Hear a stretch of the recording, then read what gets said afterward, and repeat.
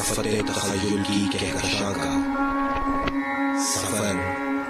گلہائے فن کے گلستاں کا سفر، روایت اردو زبان کا۔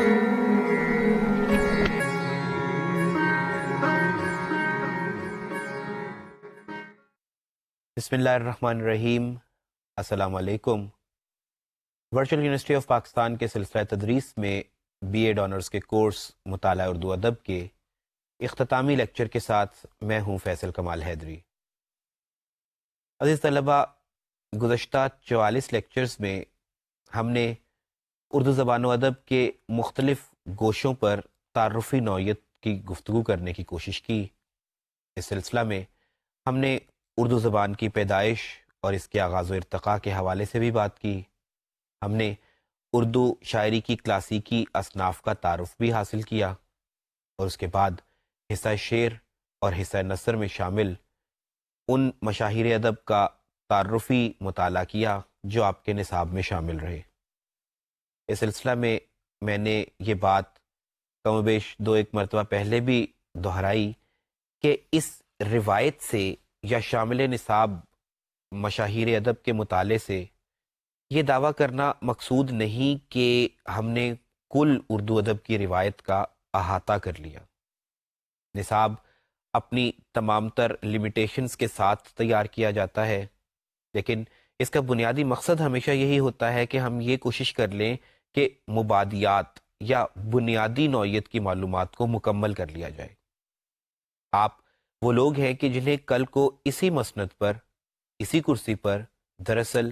طلباء و طالبات کا سامنا کرنا ہے، اور اس کورس کا مقصد یہی تھا کہ آپ کو تیار کیا جائے کہ کم از کم اگر آپ کو اردو زبان و ادب پڑھانے کا اتفاق ہو یا آپ اردو زبان و ادب کی تدریس کے مرحلے سے گزریں تو آپ ان بنیادی سے سوالات کے جواب دینے کے قابل ہوں۔ آپ اس قابل ہوں کہ آپ اپنے طلباء کو بتا سکیں کہ اردو زبان کن ارتقائی مراحل سے گزرتے ہوئے دور جدید تک پہنچی۔ پھر اسی طرح اس کورس کا ایک بنیادی اور ایک بہت بڑا مقصد یہ بھی تھا کہ آپ میں اردو زبان و ادب کا ذوق و شوق پیدا کیا جائے، کہ کوئی بھی استاد اس وقت تک کامیابی و کامرانی سے زبان و ادب نہیں پڑھا سکتا کہ جب تک وہ نہ صرف اس کے متعلق بنیادی معلومات رکھتا ہو بلکہ اسے خود بھی اس زبان و ادب سے شغف ہو، شوق ہو۔ میں امید کرتا ہوں کہ ان بنیادی سی معروضات کے پیش نظر جو ہم نے نصاب تیار کیا اور اس کی تقسیم جس انداز میں کی، اس سے کم از کم آپ لوگوں میں اردو ادب کی بنیادی سی شد بدھ بھی پیدا ہوئی ہوگی اور آپ زبان و ادب کے مطالعے کے شائق بھی ہوئے ہوں گے۔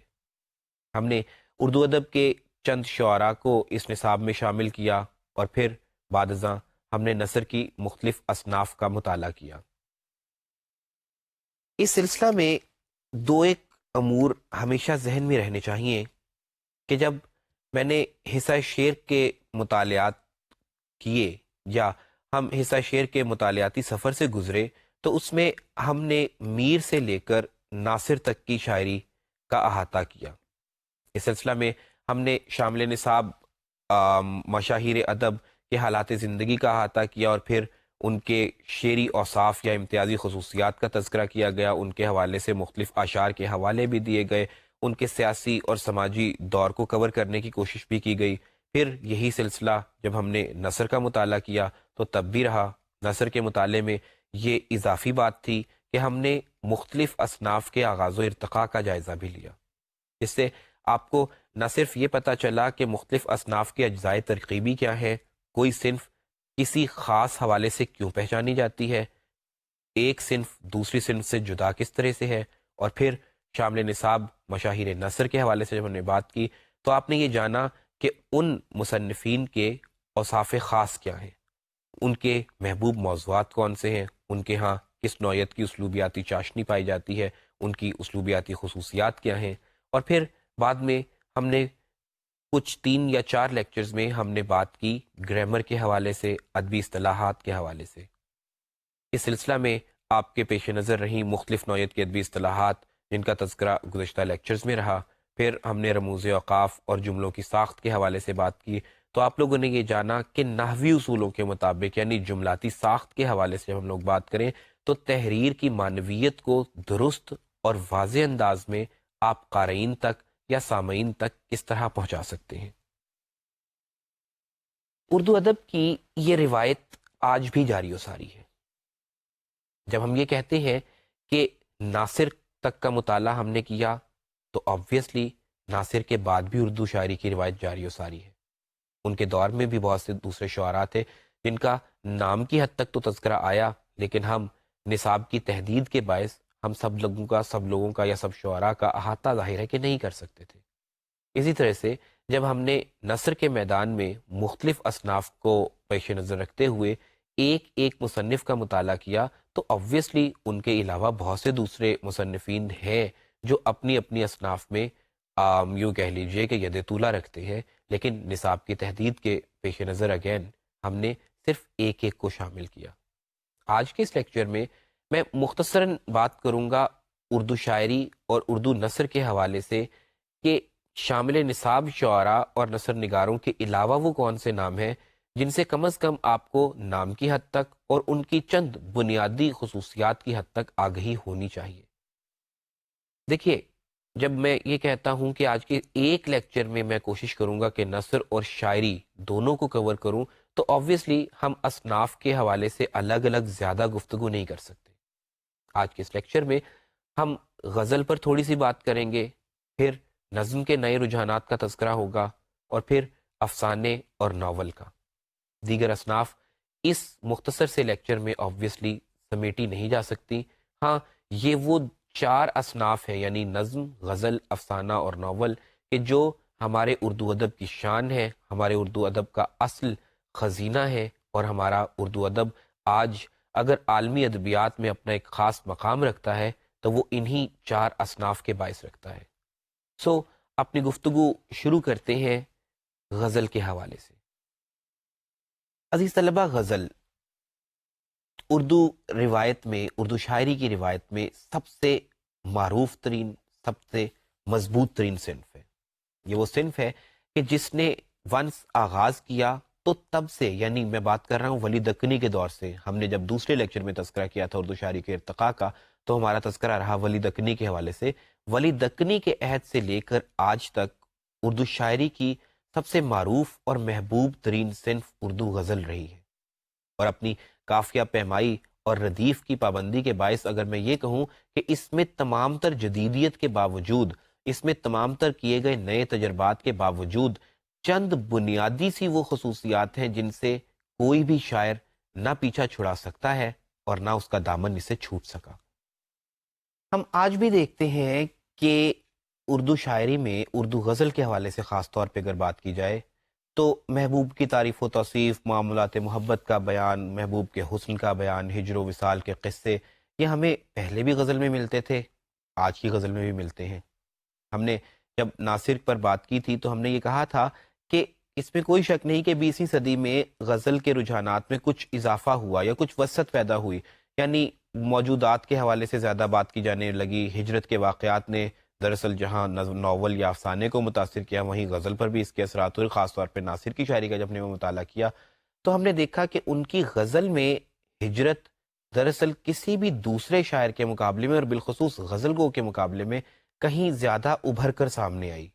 ان کی ساری شاعری کسی نہ کسی طور، کسی نہ کسی حوالے سے ہمیں ایک کے بعد دوسری یا دوسری کے بعد تیسری غزل میں ضرور ہمیں یہ احساس ہوا کہ ناصر ماضی کی بات کرتے ہیں، ہجرت کے نتیجے میں ہونے والی تبدیلیوں کی بات کرتے ہیں، ماضی اور حال کے فرق کی بات کرتے ہیں. تو ناصر کے ہاں ہجرت بہت زیادہ مضبوط موضوع کے طور پر آئی. لیکن اگر ہم دوسرے غزل گویوں کی بات کریں، یعنی فیض احمد فیض کی تو ہم نے غزل کا مطالعہ بھی کیا، ہم نے ان کی نظم کا مطالعہ بھی کیا، ان کے ہاں رومان، انقلاب، حقیقت کی بات تو ہوئی. اگر ان سے ہٹ کے شکیب جلالوی جیسے شعراء کا نام لیا جائے یا فرض کر لیجئے ساغر صدیقی کی بات کی جائے یا اسی طرح سے احسان دانش اور دوسرے شعراء یا دور حاضر کے شعراء کی اگر ہم بات کریں تو امجد اسلام امجد یا شہزاد احمد شہزاد، ظفر اقبال، یہ وہ شعراء ہیں کہ جن کے ہاں غزل بہرحال کسی نہ کسی طور روایت سے چپکی ہوئی نظر آتی ہے. لیکن جب میں یہ کہنا چاہوں کہ رجحان ساز شاعر کون تھا، رجحان ساز غزل گو کون تھا، یا 20ویں صدی میں ناصر کے علاوہ وہ کون سا نام ہے جو ہمیشہ ہمیشہ کے لیے زندہ رہے گا یا جس کے بغیر اردو غزل کی تاریخ مکمل نہیں ہوتی؟ تو اس سلسلہ میں ہم احمد ندیم قاسمی کا نام لازماً لیتے ہیں، منیر نیازی کا نام لازماً لیتے ہیں، اور احمد فراز کے بغیر غزل کی تاریخ مکمل نہیں ہوتی۔ احمد ندیم قاسمی وہ شاعر ہیں کہ جن کا تذکرہ جب لوگ ترقی پسند تحریک پڑھتے ہیں تو تب بھی کیا جاتا ہے، جب پاکستانی ادب کی بات ہوتی ہے تو تب بھی احمد ندیم قاسمی کی بات ہوتی ہے، اور جدید رجحانات کے حوالے سے اگر تذکرہ کیا جائے تو احمد ندیم قاسمی کے بغیر اردو غزل کی بات یا گفتگو مکمل نہیں ہوتی۔ لیکن جب ہم ان کی شاعری کا مطالعہ کرتے ہیں تو ہم یہ دیکھتے ہیں کہ لفظیاتی اعتبار سے تو جدتیں آئیں، فنی اعتبار سے کچھ نئے تلبیحات کا، نئے استعارات کا، نئی تشبیہات کا استعمال تو ندیم نے کیا، لیکن بہت سی ایسی باتیں ہیں جن میں وہ علامہ اقبال یا غزل کی ٹپیکل روایت کے بہت قریب نظر آتے ہیں۔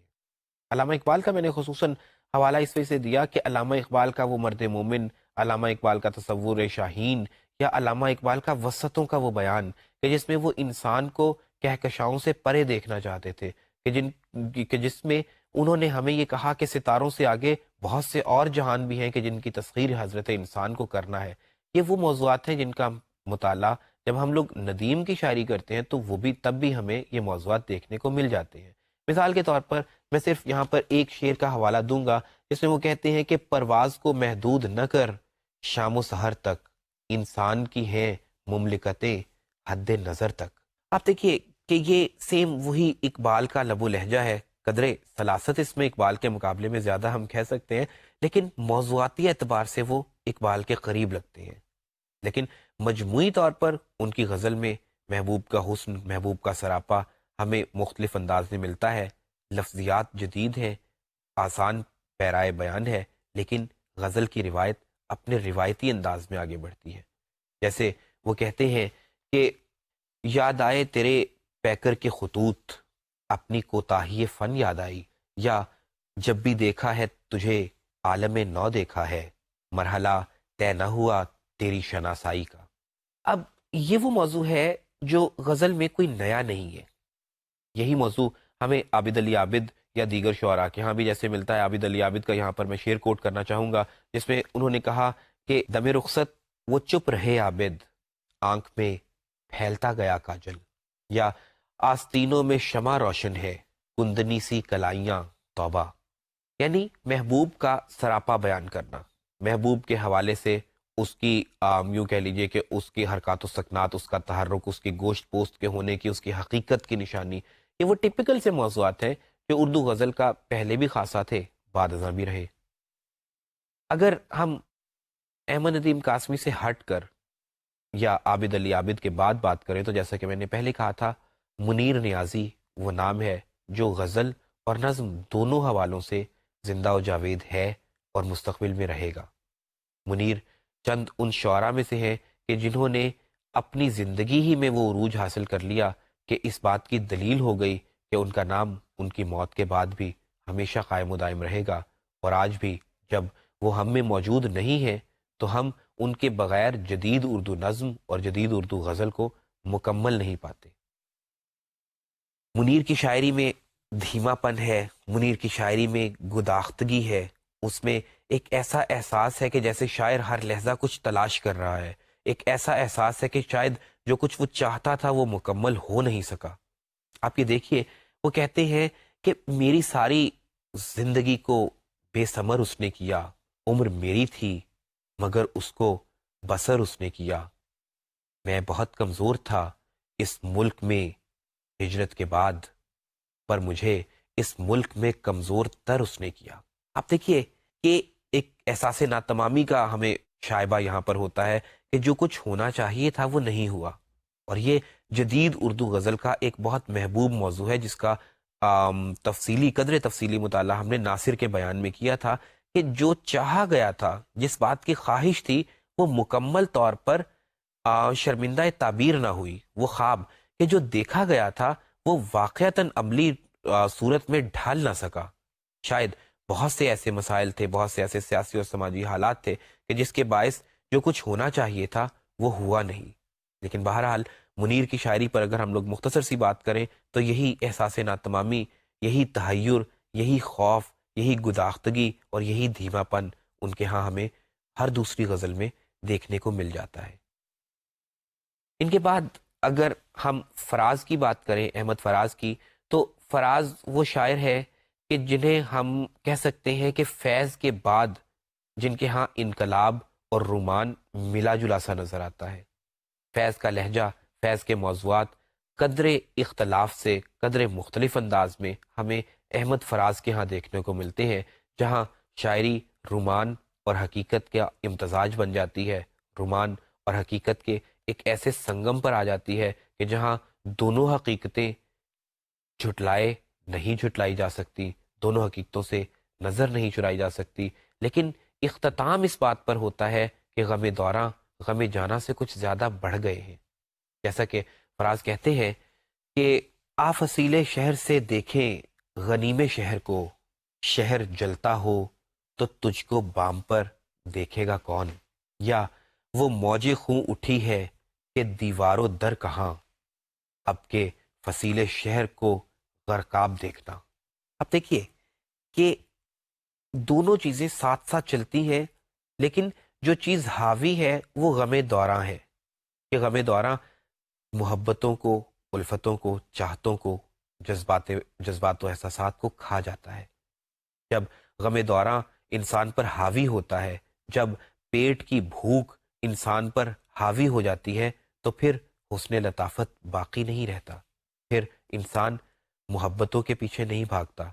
کہ زندگی ہوگی تو محبتوں کا پیام ملے گا۔ اسی طرح سے فراز نے ایک اور چیز جو اردو غزل کو دی، جو اس حوالے سے بہت اہم ہے، کہ ان میں وہ بہت سے الفاظ یا بہت الفاظ کا وہ بہت سا انداز اور تشبیہات و استعارات جو اردو غزل میں ان سے پہلے نہیں تھے، وہ اردو غزل میں آ گئے، اور پھر ان کے بعد کے یا ان کے ساتھ کے غزل گویوں نے بھی ان کا استعمال کیا۔ جیسے مثال کے طور پر حضرت عیسیٰ علیہ السلام یا حضرت مریم کا یہ تلمیحی انداز جو کہ ابن مریم ہوا کرے، کوئی میرے دکھ کی دوا کرے، کوئی کی صورت میں ہمیں ملتا ہے یا مختلف انداز میں ہمیں ملتا ہے، یہ پہلے بھی تھا، لیکن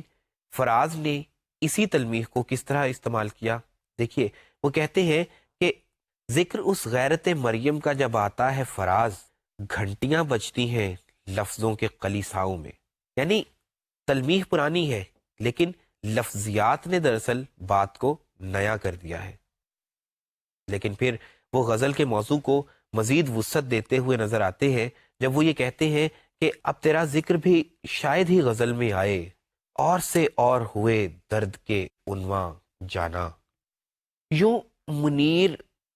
فراز اور احمد ندیم قاسمی نے اردو غزل کی روایت کو، اردو غزل کی کلاسیکی روایت کو برقرار بھی رکھا اور اس میں بہت سے اضافے بھی کیے۔ اگر ہم اردو غزل سے ہٹ کر اردو نظم کی بات کریں تو عزیز طلبہ، اردو نظم میں بہت سے تغیرات بپا ہوئے ہیں۔ یعنی جب آپ یہ دیکھیے کہ میرا جی کی نفسیات اپنا رنگ جما چکی،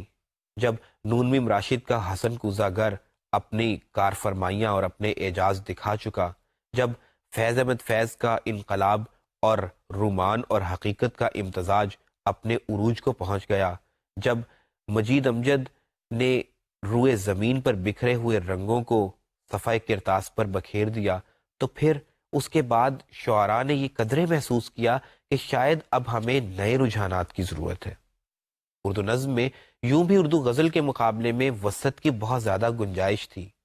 کہ اردو غزل اپنی قافیہ پیمائی کے باعث، ردیف کی پابندی کے باعث بہت زیادہ آزاد نہیں ہو سکتی تھی۔ فنی اعتبار سے بالخصوص اس میں بہت زیادہ تجربات کی گنجائش نہیں تھی کہ یہ وہ حیتی صنف تھی کہ جس میں دو مصروں سے زائد آپ ایک شعر میں، یا دو مصروں سے زائد کسی شعر کو بنا ہی نہیں سکتے تھے،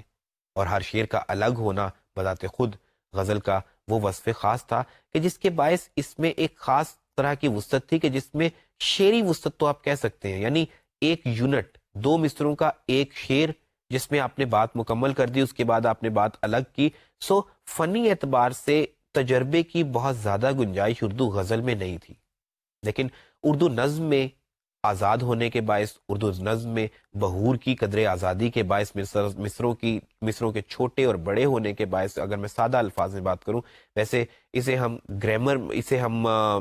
فنی نقطہ نظر سے عموماً یوں کہتے ہیں کہ علم العروض کے حوالے سے اردو نظم میں وسعت کی خاصی گنجائش تھی.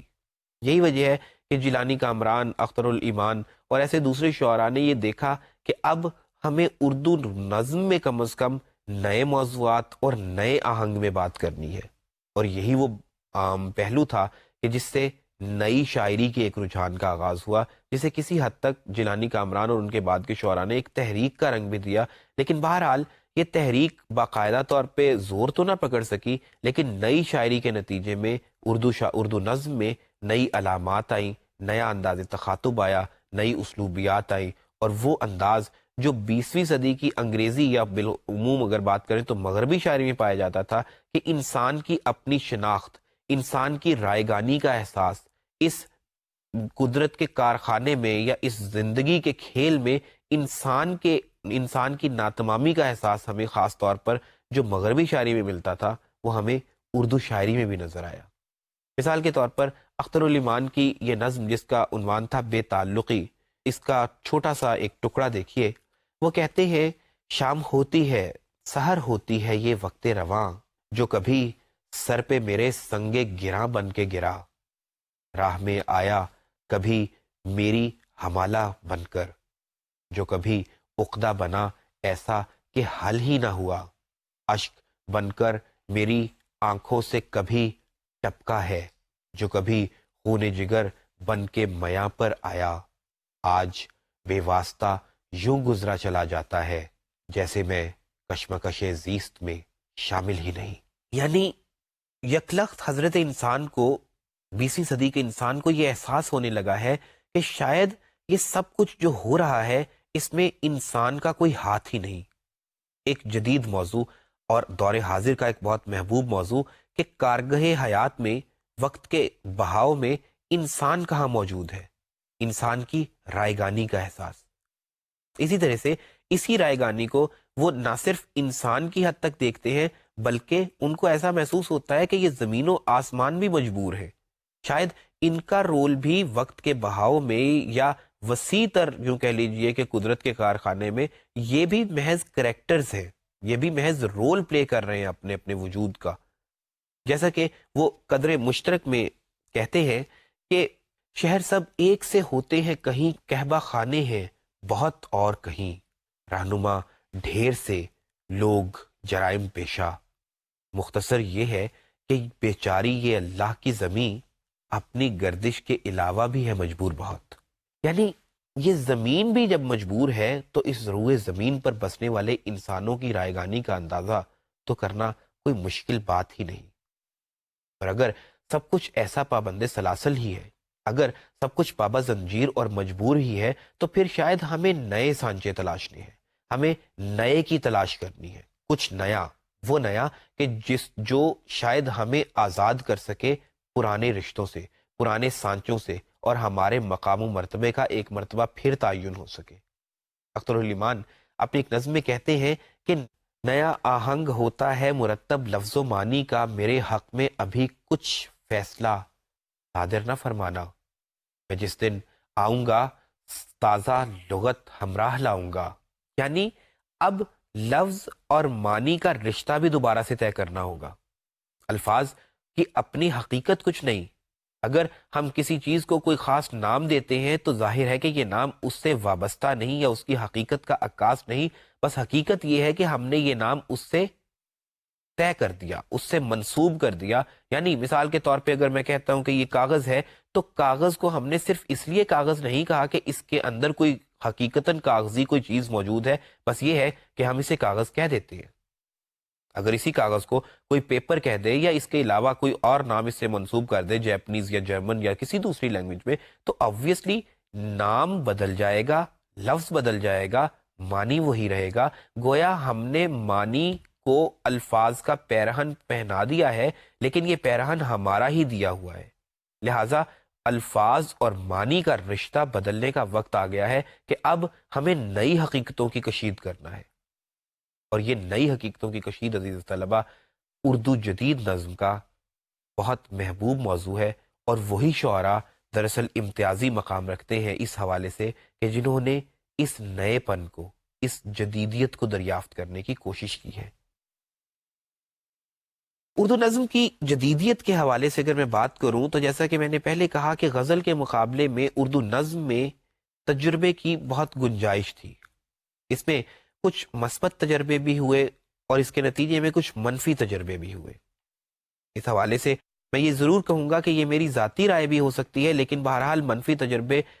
اس طرح سے ہوئے کہ ان سے ہم نے نئی حیتیں تو تلاش کی، نئے اسلوب تو تلاش کیے، لیکن شاید اسے اردو کی ادبیت متاثر ہوئی. میرا اشارہ عزیز طلبہ ہے نثری نظم کی طرف. میں نہیں جانتا کہ آپ نے اس سے پہلے یہ اصطلاح سن رکھی ہے یا نہیں، لیکن نثری نظم اصطلاح ہی ایسی ہے جس کی حقیقت یا جس کی جامعیت سے قدر انکار کرنے کو نام سنتے یا عنوان سنتے ہی دل کرتا ہے کہ کوئی چیز یا نثر ہوتی ہے یا نظم ہوتی ہے. لیکن ہمارے شعرائے اردو نے چند ایسی اصناف دریافت کی جس میں جیسے آزاد غزل کا بھی کچھ راگ الاپا گیا کچھ عرصہ پہلے، لیکن نثری نظم پر بہت کام ہوا. شگفتہ اعجاز، فہمیدہ ریاض، قمر جمیل، محمد سلیم الرحمن اور ایسے دوسرے بہت سے شعراء نے نثری نظم میں بھی کام کیا. اب نثری نظم ہے کیا؟ یہ ایک مثال دیکھیے کہ اس پر آپ نثر کا اطلاق کرنا چاہیں تو نثر کا اطلاق کر سکتے ہیں، نظم کا اطلاق کرنا چاہیں تو نظم کا اطلاق. بہرحال اوزان سے خالی جو شے ہو اس پہ نظم کا اطلاق شاید نہیں کیا جانا چاہیے. ہاں، شعری نثر کا یا شعریت والی نثر کا اطلاق ہم ضرور کر سکتے ہیں، لیکن باقاعدہ شاعری شاید اس کو کہنا بھی درست نہیں ہوگا. اب دیکھیے کیا ہے نثری نظم کا یہ ٹکڑا کہ ہر طرف شور ہی شور ہے. اپنی آواز کیسے سنو، دوسروں کو سناؤں کہ گوشے سماعت سے میرے لبوں تک فقط شور ہی شور ہے. معنویت سے آری دماغوں میں ہلچل مچاتا ہوا، ہر نئے شہر میں صبح سے شام تک پھیلتا پھیلتا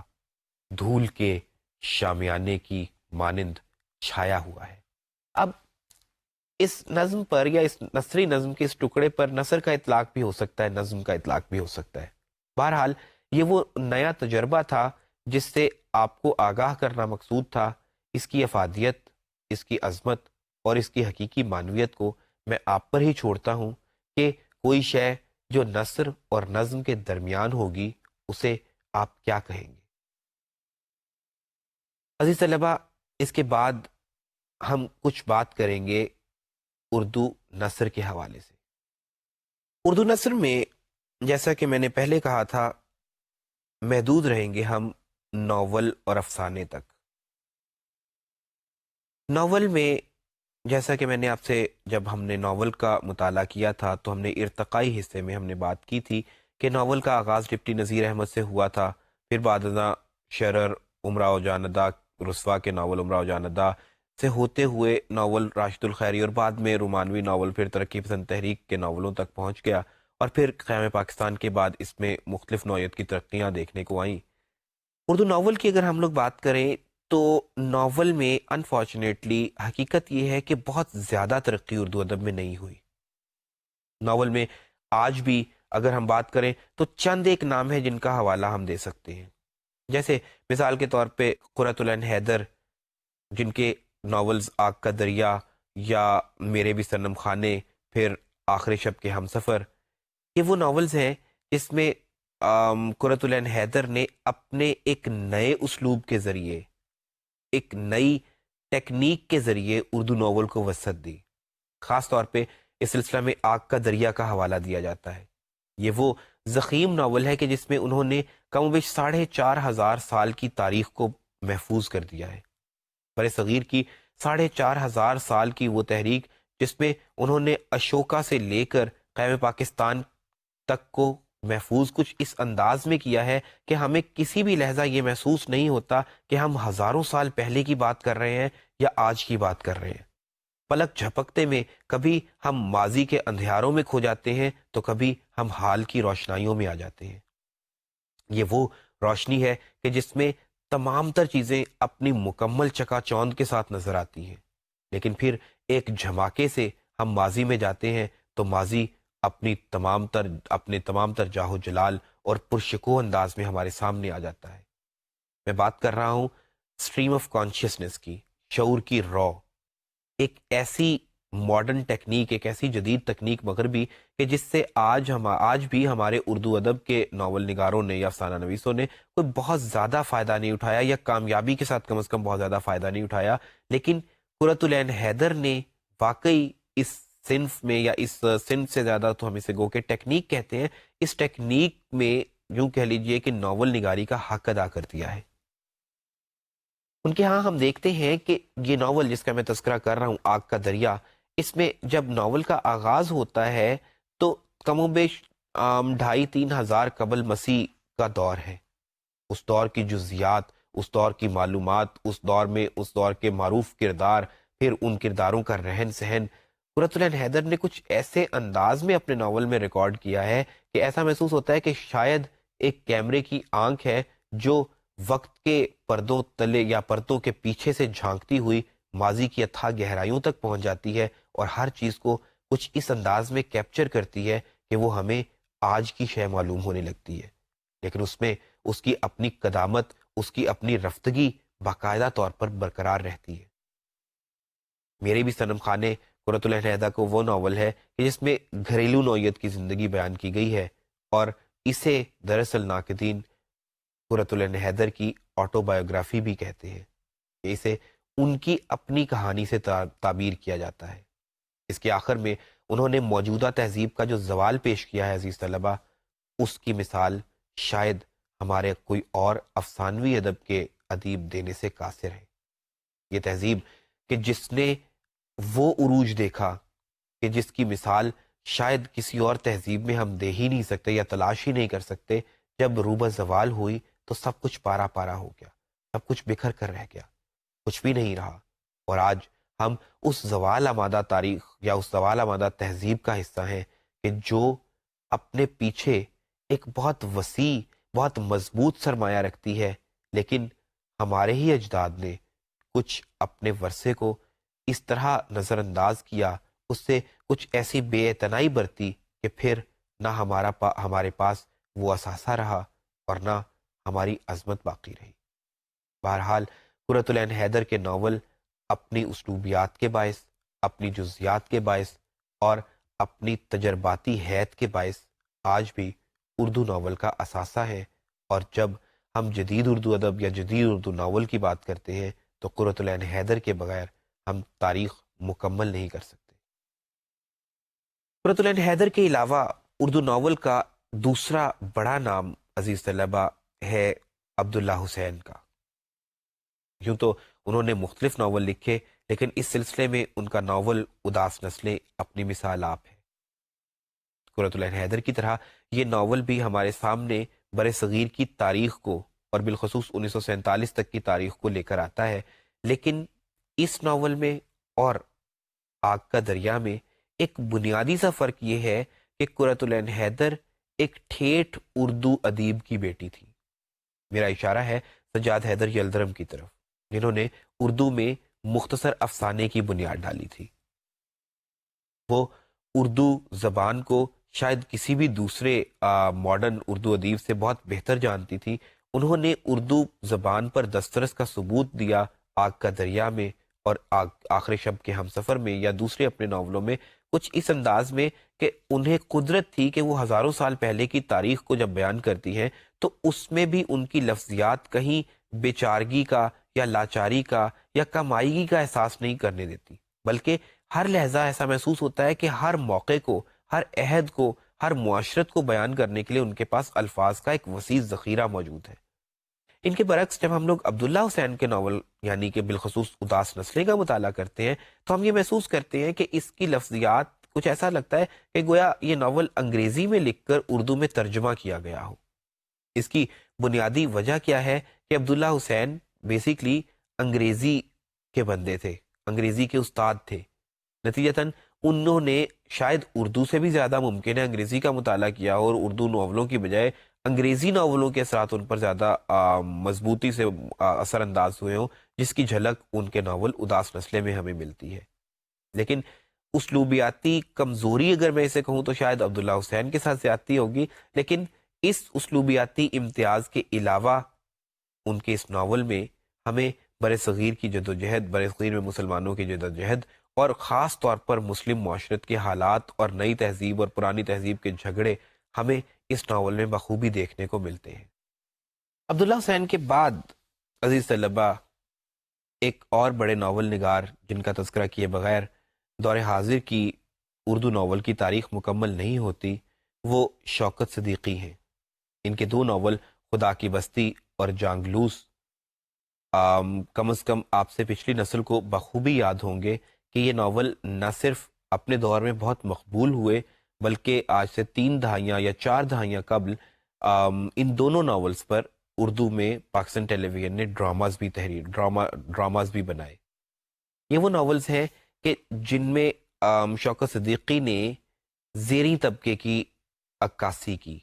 یعنی معاشرتی نوعیت کے یہ باقاعدہ طور پر ناول ہیں۔ خدا کی بستی میں باقاعدہ زیریں طبقے کے متعلق انہوں نے دکھایا اور بتایا کہ کس نوعیت کے مسائل کا سامنا اس زیریں طبقے کو رہتا ہے، کس نوعیت کی کشمکش زندگی سے اس زیریں طبقے کو کرنی پڑتی ہے کہ اپنے آپ کو برقرار رکھ سکیں، کس نوعیت کی برائیاں اس زیریں طبقے میں پائی جاتی ہیں۔ اس میں حل پیش نہیں کیے گئے کیونکہ شوکت صدیقی کا مسلک اصلاحی ناول نگار کا نہ تھا، وہ ادیب تھے، ایک مکمل ادیب جو آپ کے سامنے نقشہ پیش کرتا ہے، اس میں سے غلط یا صحیح کا کشید کرنا آپ پر ہے، یعنی قارئین پر اور سامعین پر ہے۔ شوکت صدیقی کے علاوہ ہمارے سامنے ناول ہے بانو قدسیہ کے، آپ جانتے ہیں راجہ گدھ یا حاصل گھاٹ اور ایسے چند اور ناولز۔ ان میں بانو قدسیہ نے فلسفے اور حقیقت نگاری دونوں کو ملا دیا ہے۔ خاص طور پر اگر میں راجہ گدھ کے حوالے سے بات کروں تو یہ ایک ایسی کہانی ہے جو فلسفی کے بیان کرنے کے لیے لکھی گئی ہے۔ یعنی 2 طرح کی کہانیاں ہو سکتی ہیں، ایک وہ کہانیاں کہ جو بنیادی طور پر کہانیاں ہوتی ہیں لیکن ان میں فلسفہ بیان کیا جاتا ہے، اور کچھ کہانیاں وہ ہوتی ہیں کہ جنہیں گھڑا ہی اس وجہ سے جاتا ہے کہ ان میں فلسفی ہوتی ہے، یعنی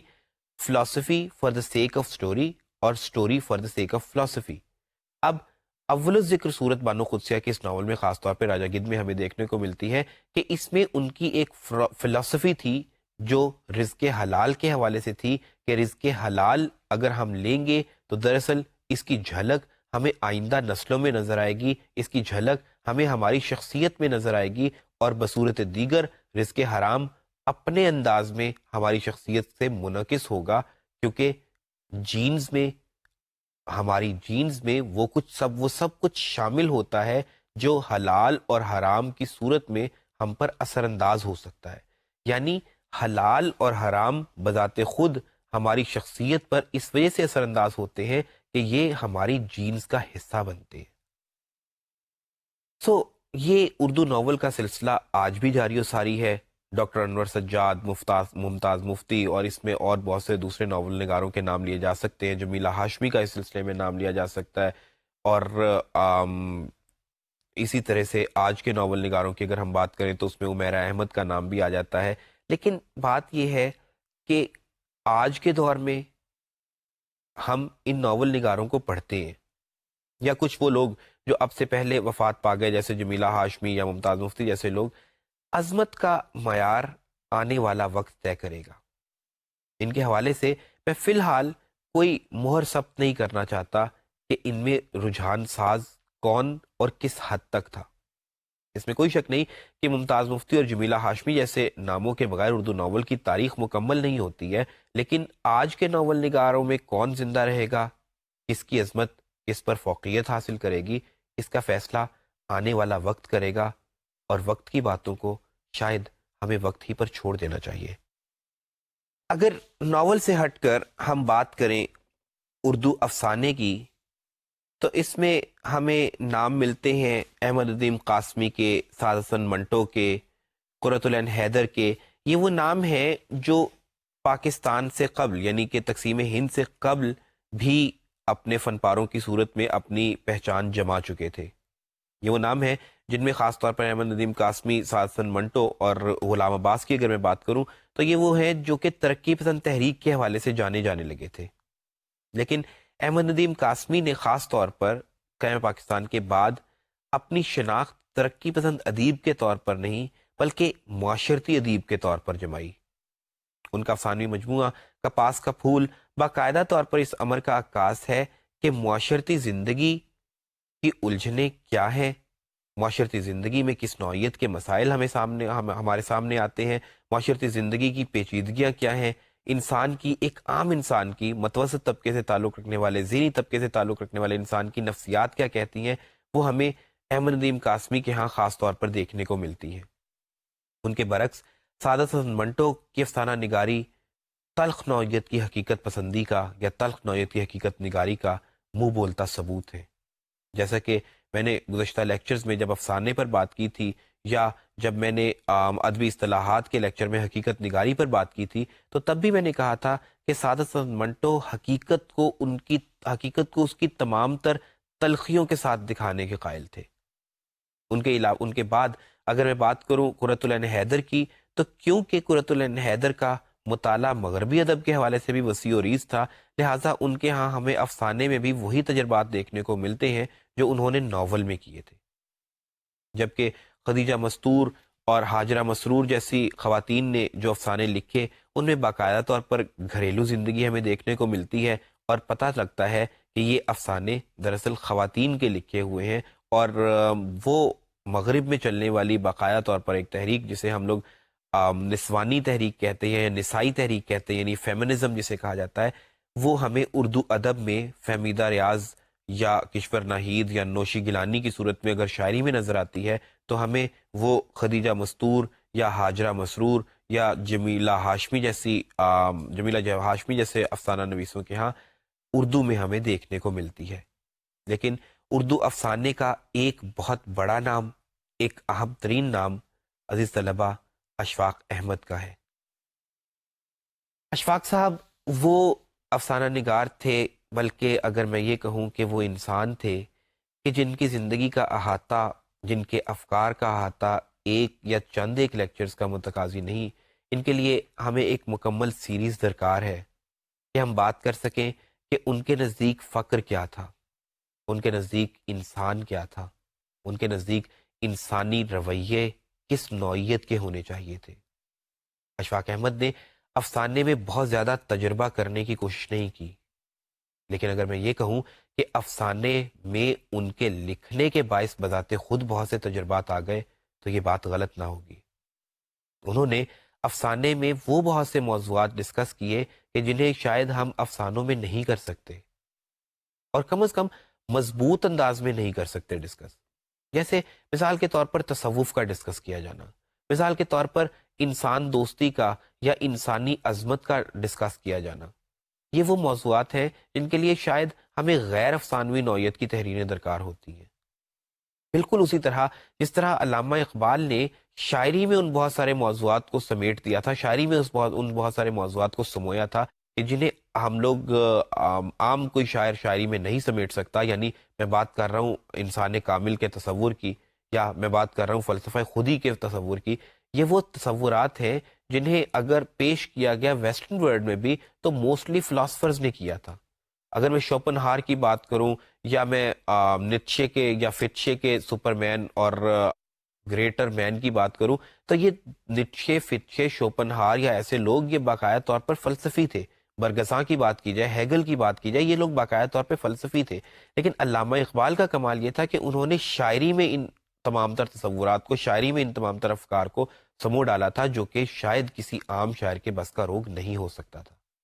بالکل اسی طرح اشفاق احمد نے اپنے افسانوں میں ان بہت سے موضوعات کو سمیٹا جو کسی عام افسانہ نگار کے لیے یقیناً ممکن نہیں ہو سکتے تھے، کیونکہ یہ وہ موضوعات تھے جن کا بیان عموماً غیر افسانوی تحریروں میں فلسفے کی صورت میں کیا جاتا ہے، اور یہ غیر افسانوی تحریریں کبھی مضامین کی صورت میں ہوتی ہیں، کبھی انشائیوں کی صورت میں ہوتی ہیں، یا کہیں تحقیقی اور تنقیدی موضوعات یا مقالات کی صورت میں ہمیں ملتی ہیں۔ اشفاق صاحب نے ان تمام موضوعات کو افسانویت کا رنگ دے کر، کہانی کا رنگ دے کر عام قاری کے لیے نہ صرف آسان کیا، بلکہ اردو افسانے میں اپنے لب و لہجے کو ہمیشہ ہمیشہ کے لیے امر بھی کر دیا۔ اشفاق احمد کے بعد انتظار حسین کا نام بھی اردو افسانے کا ایک ناقابل فراموش نام ہے، کہ انتظار حسین نے اردو افسانے کو علامت کا حسن دیا. وہ باتیں جو بلا واسطہ طور پر کرنا ممکن نہیں تھا، انتظار حسین نے علامت اور اساطیر کے رنگ میں کی، انڈائریکٹلی کی. ان کے باعث شاید افسانے کا اسلوب تو قدرے مشکل ہو گیا اور ہر شخص کے لیے افسانے کو سمجھنا ممکن نہ رہا، لیکن افسانے کے موضوعاتی اعتبار سے اگر ہم لوگ بات کریں تو افسانے میں موضوعاتی وسعت اور تکنیک کے اعتبار سے جدیدیت باقاعدہ طور پر انتظار حسین ہی کے باعث آئی. ان کے علاوہ ممتاز شیریں کا نام لیا جاتا ہے، قدرت اللہ شہاب کا نام لیا جاتا ہے، اگین جمیلہ ہاشمی کا نام لیا جاتا ہے. یہ وہ نام ہے جو جدید اردو افسانے میں یوں کہہ لیجئے کہ بیبلیوگرافکلی بات کرتے ہوئے یا ناموں کی ترتیب کا خیال رکھتے ہوئے ہم عموماً کرتے ہیں کہ ان کے بغیر اردو افسانے کی تاریخ مکمل نہیں ہوتی. لیکن میں نے یہ تمام تر نام کسی کرونالوجیکل آرڈرز میں نہیں لیے، یہ صرف آپ کو آگاہ کرنے کے لیے یا آپ کی بنیادی سی آگہی کے لیے ہے کہ یہ وہ نام ہے جو اردو افسانے میں 1960 کی دہائی کے بعد ہمیں دیکھنے کو ملے. عزیز طلبہ، وقت کا دھارا جاری و ساری رہنا ہے. یہ وہ حقیقت ہے جسے کوئی بھی جھٹلا نہیں سکتا. آج بہت سے افسانہ نگار، بہت سے ناول نگار، بہت سے شاعر اردو ادب کو اپنے افکار سے، اپنی اسلوبیات سے، اپنے فنی خصائص سے مالا مال کر رہے ہیں. کون کل کیا ہوگا، تاریخ کسی کو کس طرح سے یاد کرے گی، کون امر ہوگا اور کون وقت کے دھارے میں ہمیشہ ہمیشہ کے لیے معدوم ہو جائے گا، کوئی نہیں جانتا. یہی وجہ ہے کہ میں نے آج کے اس لیکچر میں بھی اور گزشتہ لیکچرز میں بھی دور حاضر کے حوالے سے کوئی حتمی بات کرنے کی کوشش نہیں کی کہ اس بات کا فیصلہ بذات خود وقت کرتا ہے کہ کون عظیم تھا. ہم صرف اندازہ لگا سکتے ہیں، ہم قیافے لگا سکتے ہیں، لیکن شاید ہمیں کسی وقت سے پہلے یا مناسب وقت سے پہلے یوں کہہ لیجئے کہ ہمیں کسی بات کا دعویٰ نہیں کرنا چاہیے. آج اردو ادب کے حوالے سے ایک بات یہ کی جاتی ہے کہ اردو ادب روبہ زوال ہے. اردو ادب میں وہ ترقی نہیں ہو رہی جو عالمی ادبیات میں ہو رہی ہے. تو اس کا ذمہ دار عزیز طلبہ کوئی اور نہیں بذات خود ہم ہیں، ادیب، قارئین اور سامعین اور پھر ناظرین بھی. 21ویں صدی کا یہ دور کہ جس میں ہم ہر چیز کو متحرک صورت میں دیکھنا چاہتے ہیں، ہر چیز کو باقاعدہ حقیقت کے رنگ میں دیکھنا چاہتے ہیں. ہم اگر ان تقاضوں سے اردو ادب کو مالا مال نہیں کریں گے، ان تقاضوں کو اردو ادب میں مکمل نہیں کریں گے، تو ظاہر ہے کہ ہمارا ادب واقعی روبہ زوال ہی رہے گا. آپ جانتے ہیں کہ 21ویں صدی نے بلکہ 20ویں صدی ہی سے برقی تکنیکیں یا یوں کہہ لیجئے کہ ٹیلی ویژن کے آ جانے کے باعث، نشریاتی اداروں کے آ جانے کے باعث ہر چیز میں بہت سی تبدیلیاں آ گئی ہیں. کل تک وہ چیز کہ جسے ہم محض پڑھ سکتے تھے، محض سن سکتے تھے، آج ہم اسے متحرک صورت میں دیکھ سکتے ہیں. یہی وجہ ہے کہ آج وہ تحریر کہ جس سے ڈرامے کی صورت میں یوں کہہ لیجئے کہ محفوظ کر لیا جاتا ہے، ڈرامے کی صورت میں ادا کیا جاتا ہے، عملاً دکھایا جاتا ہے، وہ زیادہ پذیرائی پاتی ہے چہ جائے کہ ہم کسی تحریر کو کتابی صورت میں محفوظ کر دیں. اسی طرح سے وہ شاعری کہ جسے کتابی صورت میں محفوظ کیا جاتا ہے، اس کے مقابلے میں وہ کلام کہ جسے گایا جاتا ہے، جسے موسیقی کا آہنگ دیا جاتا ہے، جسے موسیقی کا پیراہن دیا جاتا ہے، وہ زیادہ زندہ ہو جاتی ہے. تو جدید دور میں ضرورت اس امر کی ہے کہ ہم اپنے ادب کو پرفارمنگ آرٹ کا حصہ بنائیں. آپ جانتے ہیں کہ آج بھی ہمارے بہت سارے ٹی وی سٹیشنز یا ٹیلی ویژن ادارے بہت سے افسانوں کو، بہت سے ناولز کو ڈرامائی روپ میں ڈھال رہے ہیں، ان کی ڈرامائی تشکیل کر رہے ہیں. ہمارے غزل گو جو کلاسیکی غزل گو تھے یا جو 20ویں صدی کے شاعر ہیں، انہیں گایا جا رہا ہے کہ یہی آج کے ادب کو یا آج ادب کو محفوظ رکھنے کا اور آگے پہنچانے کا، آئندہ نسلوں تک پہنچانے کا یہی مؤثر ترین ذریعہ ہے. وہ لوگ جو آج سے پہلے میر یا غالب کے ناموں سے آگاہ نہیں تھے، آج اگر ان کو جانتے ہیں تو ان کا ایک بہت بڑا وصف یا ان کا ایک بہت بڑا سبب یہی ہے کہ انہیں گایا گیا. اگر آج سعادت حسن منٹو، اشفاق احمد، بانو قدسیہ اور ایسے دوسرے ادیبوں کے نام زندہ ہیں تو اس کی ایک بہت بڑی وجہ یہ ہے کہ ان کی تحریروں کو ڈرامائی صورت میں ڈھالا گیا. سو ہمیں دیکھنا یہ ہے کہ ہم ایسا ادب تحریر کریں کہ جسے ٹیلی وائزڈ کیا جا سکے، جسے ریکارڈ کیا جا سکے، جسے پرفارم کیا جا سکے، کہ عملی صورت ہی اب زندگی کا سب سے بڑا ثبوت ہوگی. ہم نے ان لیکچرز میں مختلف انداز میں، مختصر انداز میں کوشش یہ کی کہ آپ کو اردو ادب کے مختلف لہجوں سے، مختلف آہنگ سے آگاہ کر سکیں. میں نہیں جانتا کہ ہم اس کوشش میں کس حد تک کامیاب ہوئے ہوں گے، لیکن مجھے اس بات کا یقین ضرور ہے کہ آپ میں اردو ادب کو پڑھنے کا اور بہت وہ کچھ جاننے کا جو میں نہیں بتا پایا یا جس کی وضاحت میں مکمل طور پر نہیں کر پایا، خواہ وہ میری کوتاہی یا میری کمزوری کے باعث ہو یا اختصار کے باعث ہو، لیکن میں امید کرتا ہوں، بلکہ یقین ہے مجھے، کہ آپ لوگ کم از کم ان تفصیلات کو جو ہم کور نہیں کر پائے اپنی کسی کمزوری یا قلت وقت کے باعث، آپ ان تفصیلات کو جاننے کے شائق ضرور ہوئے ہوں گے. یہ تجسس بذات خود آگے بڑھنے پر ابھارتا ہے، اور یہ تجسس اور تحیر ہی ہے کہ غاروں میں رہنے والا انسان آج ستاروں پر کمندیں ڈالنے پر قادر ہو گیا ہے. عزیز طلبہ، کوشش کیجیے کہ کتاب دوستی کو زندہ کریں. کتاب دوستی وہ عمل ہے کہ جو سینکڑوں سال قبل کے خزینوں کو آپ پر وا کرتا ہے. یہ وہ دراصل ایک سلیقہ ہے، رجحان ہے، رویہ ہے جو انسان پر کائنات کے اسرار و رموز آشکار کرتا ہے. ہم نے اس کاوش میں اس بات کو پیش نظر رکھا کہ ہمارے طالب علم کل کے استاد ہیں، اور آپ آئندہ مطالعات میں اس حقیقت کو پیش نظر رکھیے کہ کل آپ کے ہاتھوں، آپ کی تعلیمات کے ہاتھوں طلباء نے فیض پا کر قوم کا نام روشن کرنا ہے، قوم کی ترقی میں اپنا کردار ادا کرنا ہے. لہٰذا اس کے لیے ضروری ہے کہ آپ اپنے آپ کو علم کے نور سے سرشار کریں، آپ خود کو علم کے اسلحے سے لیس کریں، کہ یہی وہ طاقت ہے جو ہماری اور ہماری قوم کی ترقی کی ضامن ہو سکتی ہے. اللہ کرے کہ آپ پر علم کے در واہ ہوتے چلے جائیں اور آپ زندگی کے اسرار و رموز سے آشنائی کا یہ سلسلہ جاری و ساری رکھیں. امید کرتا ہوں کہ تفہیمی عمل میں کافی حد تک نہیں تو کسی حد تک کامیاب ہو گیا ہوں گا کہ یہ زینہ ہے، اس زینے کو طے کر کے آپ منازل کا حصول کر سکتے ہیں.